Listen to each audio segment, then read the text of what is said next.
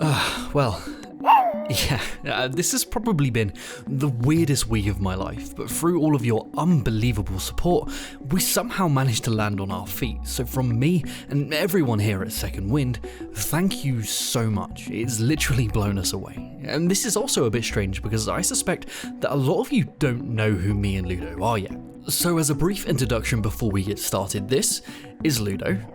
Yeah, the real star of the show, and I'm Jermaine, an indie game designer and teacher who's working on an underwater horror game, and these are the design mines. Developers and designers are sent down here to mine out code and shape new designs. In each episode, Ludo and I delve deep into the mines to gather as much information as we can, learning from the positives and the negatives to become better designers together. And we were down here a few days ago, and I think I found something we can all learn from. So being inspired is the lifeblood of art in its progression. Seeing our idols succeed and wanting to innovate on that is how progression and competition is formed. Everybody does this. For example, we most likely wouldn't have Dark Souls at all if it wasn't for Berserk. Have I mentioned how much I love Berserk? But that innovation can descend into floundering imitation in the blink of an eye. And Lords of the Fallen is a great example of this, as I believe it fatally misunderstood some small but key elements of From Software's level design formula that led to its underwhelming overall game feel. So let's dig into that. Welcome to Design Delve. Everything from its bleak, malformed world, introduced by its Bloodborne-esque opening, its Sekiro second chance death mechanic, to every inch of its gameplay flow, it's no mistake that Lords of the Fallen wishes it was a FromSoft game. Before any of you start to crawl out of the slime to tell me otherwise, how many of you honestly noticed that this gameplay was replaced with Dark Souls UI? But this isn't strictly a bad thing.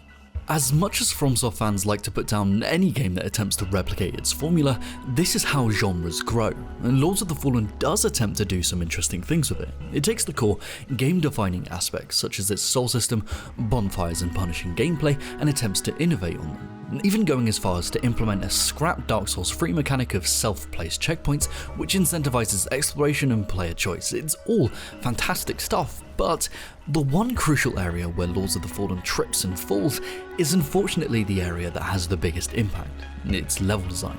But before we can understand why Lords of the Fallen falls so flat in this area, we first need to understand what FromSoft does so right. So this was going to be the time that I called back to 3 stupidly detailed Souls videos that I made for the other channel that we don't talk about anymore. So this will now be a quicker rundown and comparison until I get the chance to remake those videos here. But all you really need to know is that deep down, Dark Souls is designed like a horror game. All aspects of their design, from their currencies, checkpoints, progression systems, and most importantly their level design flow, are all aiming to accentuate and come back to this central theme of mechanical fear, carefully managing its tension and release to form addictive, blood-pumping gameplay. But contrary to what a lot of Souls-like developers think, designing Souls-esque levels is anything but easy. They understand what the puzzle pieces are, but not how they fit together, and potentially ruining the whole picture. But I think it's equally as fascinating that misunderstanding even the tiny details can cause a domino effect, completely ruining an experience. So one of the biggest misconceptions, and the thing most Souls-like developers misguidedly attempt to replicate, is that FromSoft levels can be confusing because of how non-linear they are, spiraling down into the depths of depravity, using the level design to make the player feel lost and oppressed to match the game's narrative themes. But if their levels actually did this, they would feel, well, yeah, bad. They want the player to feel mechanical fear while also guiding them invisibly so they never become lost, because as we saw with Alien Isolation, getting lost breeds frustration, which is also the death of fear. So to save the player from this, as complex as these levels seem, they're completely linear, moving in straight lines from bonfire to boss, but FromSoft disguises that linearity with spiraling verticality. This downward spiral on a surface level disguises the fact that the player is effectively moving in a straight line. They then use Mobius loop level design to connect them back on themselves through shortcuts, which perfectly manages the tension and release of fear, allowing the player to feel oppressed as they explore, but then having a huge influx of dopamine as they finally find either the path of progression or the lessening of their suffering. And Lords of the Fallen does do this. Sometimes, a lot of their levels devolve into these linear paths that aren't obfuscated through spirals, branching paths that simply lead to dead ends with maybe one extrinsic reward, giving the illusion of depth, but mostly being meaningless. The Umbral Lamp is another example of this. On the surface level, being able to peer into and explore an alternate reality atop our own is super cool, but the harder you look at it, mechanically it's only there to gate off progression via small roadblocks, and at worst it's just busy work. You're not travelling to an alternate world, you're being forced to travel there along a linear path to progress, opening invisible doors or paths using the lamp's light, but that doesn't make them interesting puzzles. This is a simple moving platform. Just because I have to go through 6 interaction costs to get across it doesn't make it any more interesting, it's just more busy work. The same for opening simple doors or ripping parasites out of invulnerable enemies. It's not engaging, it's tedium.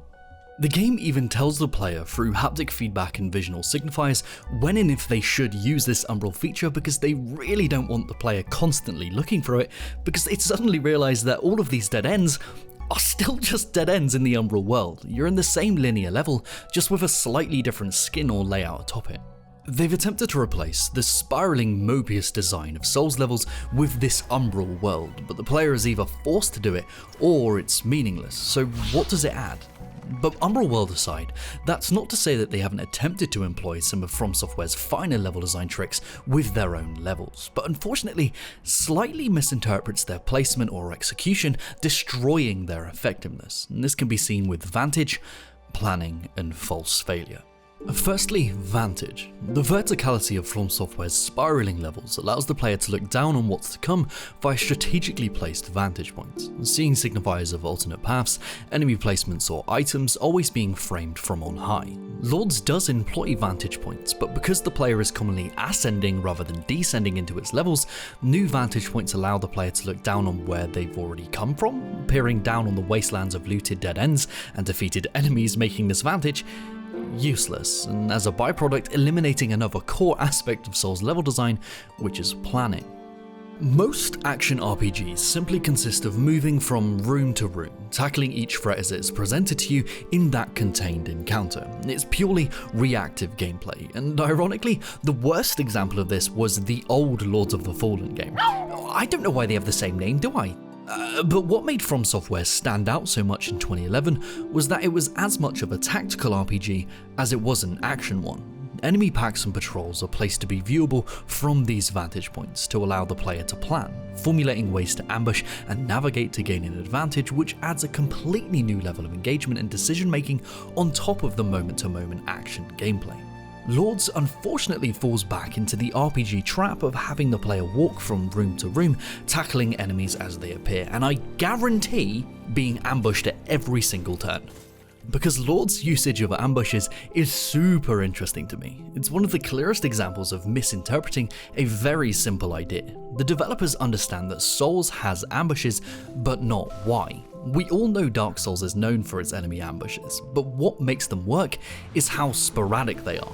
It's about paranoia, having the player attempt to check every corner while there's nothing there, leading them into a false sense of security and mastery over the environment over a prolonged period of time to finally get them again. The space in between is equally as important as the ambush itself. Lords, on the other hand, has them happen all the time? And that's not a joke.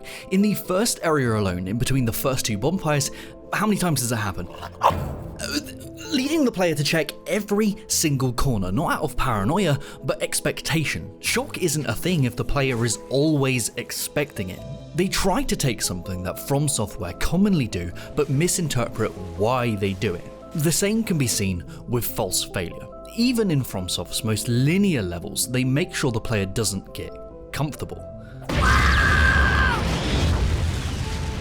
A huge advantage to its spiraling level design is how it draws the player into high and narrow paths where traps, ambushes, or simple failure will force them into lower points of no return, trapped in a now unknown area, allowing the player to build up confidence and then ripping it away, rebalancing this fear and tension. But this is only false failure, because these points of no return usually spiral the player deeper into its levels, taking them closer to their goal rather than pushing them away, or in Lord's case, these traps lead to dead ends that then take you right back to the same path you were already on, so they feel like a setback, wasting your time rather than an opportunity of realization.